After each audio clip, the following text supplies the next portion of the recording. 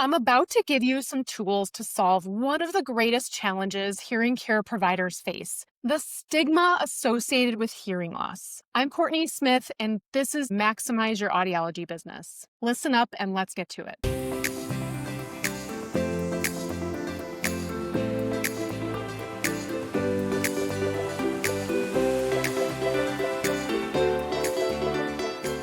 I'm here today with Dr. Kevin Seitz-Paquette, Senior Director of Audiologic Insights at Sonova. So why is it that when we start talking about a hearing aid, it reminds us of getting older? We're in clinic doing a hearing aid eval with a patient and we go down this rabbit hole. You're getting old, you have this hearing loss, and yet when we go to spend on wrinkle cream, it's no big deal, right?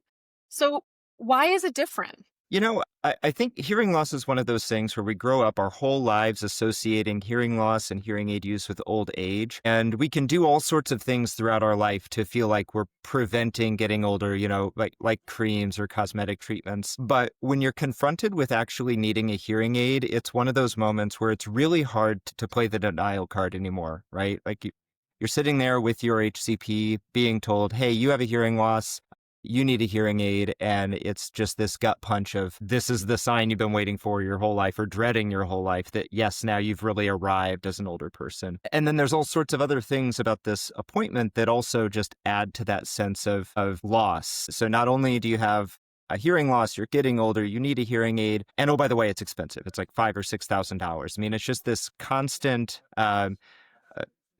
string of bad news for that 30 or 45 minutes that the patient might be sitting with you for the very first time. So if you keep yourself in that mindset of what the patient is experiencing, from your point of view, you're just doing your job. You're delivering a diagnosis, you're delivering a recommendation, and the patient is getting there or sitting there getting a bunch of news that they never wanted to get. They were probably actually hoping that you would tell them that they were fine, and it was everybody else who was the problem. Oh, as providers, helping our patients out, trying to get them to a solution that works for them. How do we reframe this with our patients? I think that's the key. How do we make this less about loss and more about potential gain? We make almost all of our decisions the same way that we would make, say, a big spending decision. Is the gain going to somehow outweigh whatever loss? And in audiology, yes, there's financial issues that come to play, but then there's also some loss in terms of your self-identity. Now all of a sudden you are identified as an older person and maybe you're not ready for that.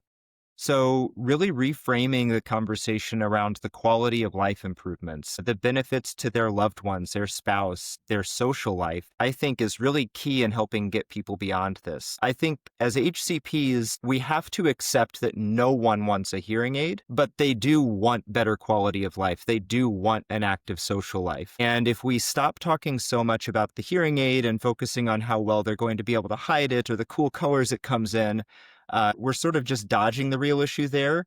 If we instead focus on all of the quality of life improvements that they could potentially unlock by pursuing some treatment, I think you'll have a more successful time connecting with the patient. And you'll also maybe just, in a way, accept the fact that the sense of stigma that they feel is real and it's really there and it's probably not going to go away. But you have to make the outcome seem greater and more attractive than anything that might be viewed as a downside or as a cost. This is exactly why Unitron offers that flex trial experience to patients along with their log it all data to allow them to experience different levels of technology and let them experience the improvement in performance with a hearing aid for themselves. Yeah, I think that's such a offering from Unitron to make sure that patients have the ability to really get a sense of what this technology will do for them without having that additional upfront barrier of locking in a purchase and making it feel like it's really permanent, but getting a chance to try it out first in their real life with their family. One thing that I would recommend anyone using Flex Trial consider is to use either COSI or some other form to set some specific goals and then encourage the patient to actually take some notes throughout daily life. So say one of their specific goals is they always used to have Sunday dinner with their family and over time they fell off because it was too hard to hear.